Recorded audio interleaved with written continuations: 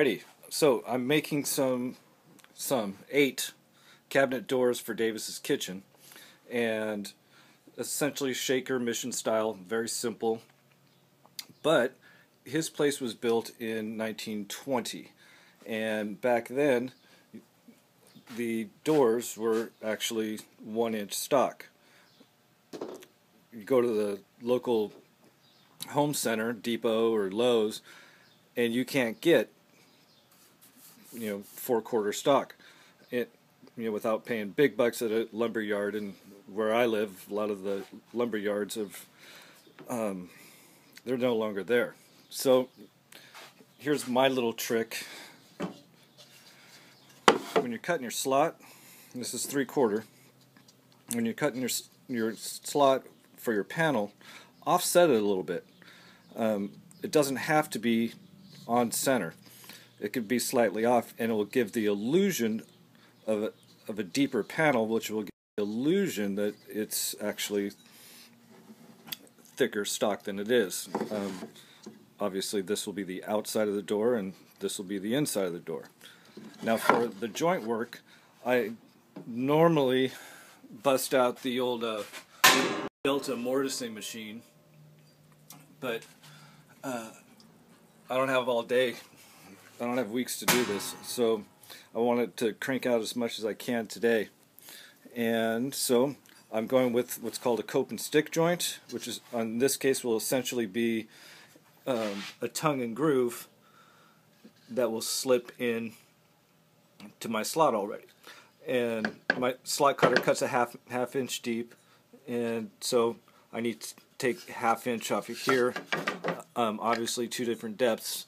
And how can I do that safely? I suppose I can do it on the table saw and my tenon jig, or I fabricated this coping sled.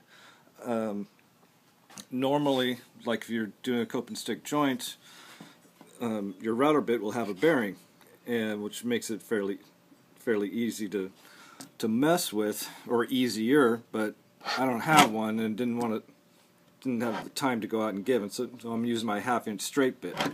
So essentially, all it is a piece of plywood that I had, in my scrap pile over there. Some pieces of scrap poplar that I glued and screwed down at a 90-degree angle. Fashioned this clamp on there. I pulled the router bit up and took a little meat out of it, so to give me some clearance. And now when I go to once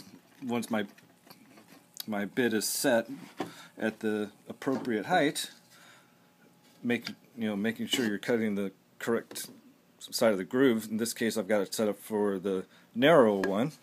All I need to do,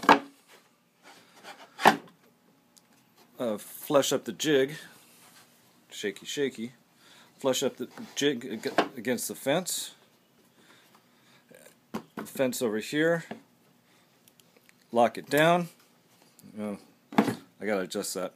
Lock it down, and then I've got all this area riding along the fence. My hands are well far away.